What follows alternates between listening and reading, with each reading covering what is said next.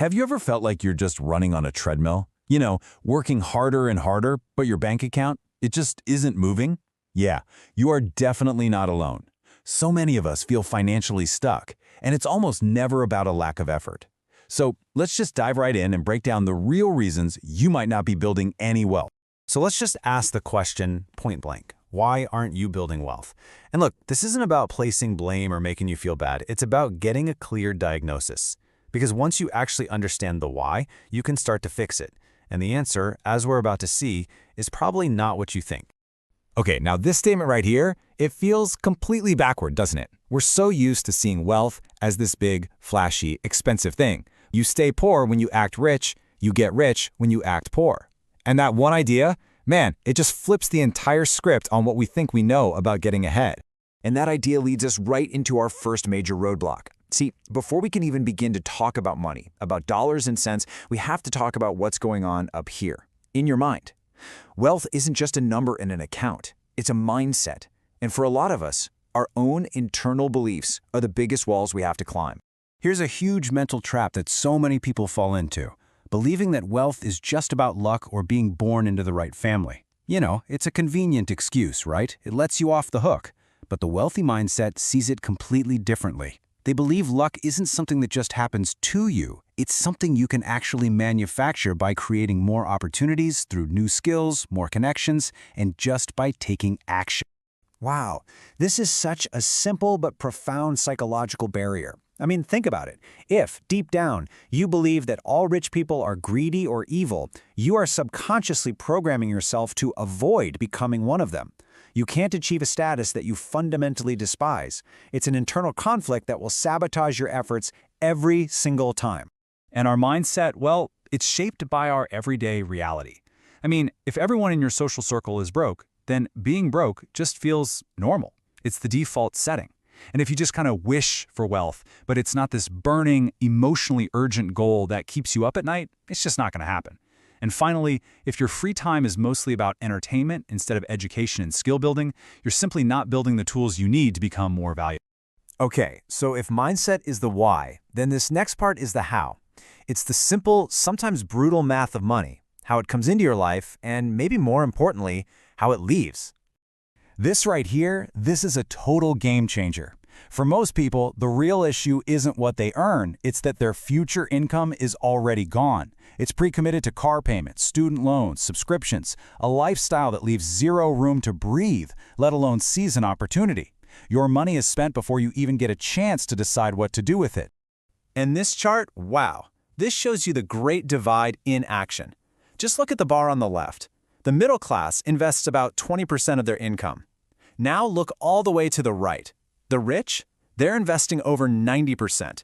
That is not a small difference. It's a massive, massive gap in behavior that explains exactly why the wealthy pull away exponentially. They're playing a completely different game. And this is the result of that game.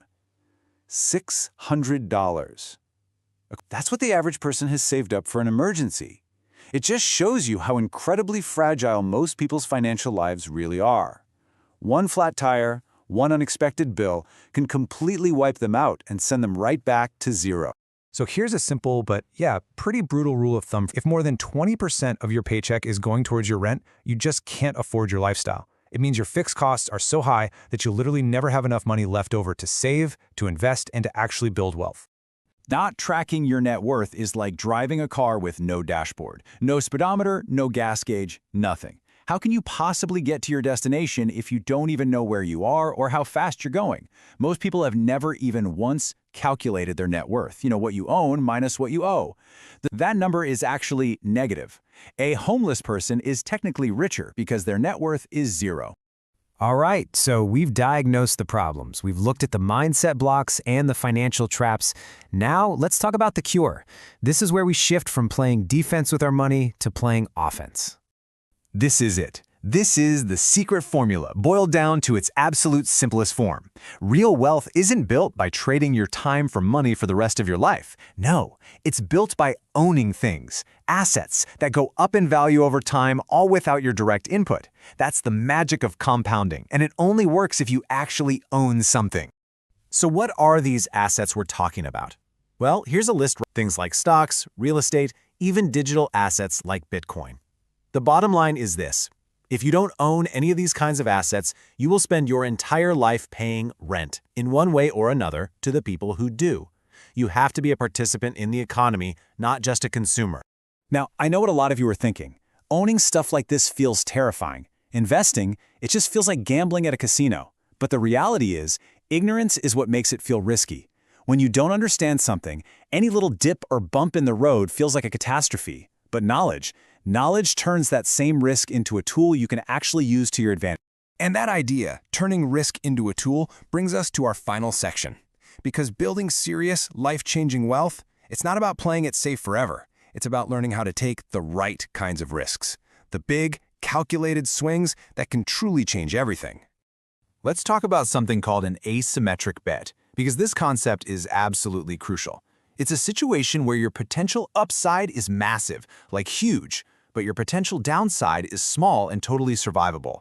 Most people do the exact opposite. They take on huge risks, like a 30-year loan on a new car, for a tiny upside, a car that loses value the second they drive it. The wealthy look for tiny, manageable risks that have absolutely life-changing potential. So, if this is the path, why doesn't everybody take it? Well, there's 4 really powerful reasons that keep us stuck. Number 1, the comfort of that steady paycheck is addictive, even if it puts a ceiling on your life. 2, we are terrified of looking stupid in front of our friends and family. 3, our high fixed costs, our rent, our car payments, make any kind of risk feel like a direct threat to our survival. And finally, we confuse uncertainty, which is where all opportunity lives, with outright danger. So after all that, what does it really boil down to? It comes down to these 2 switches. If you really want to change your financial future, this is where you start. First, you have to change your mindset by changing your environment. Surround yourself with people for whom building wealth is just normal. And second, you have to change your actions. You have to lower your monthly expenses, what we call your burn rate, so you have the cash and the freedom to take those big asymmetric bets that can actually lead to real wealth. And that leaves us with one final, very powerful question to think about. Every single dollar you will ever earn in the future has one of 2 destinies.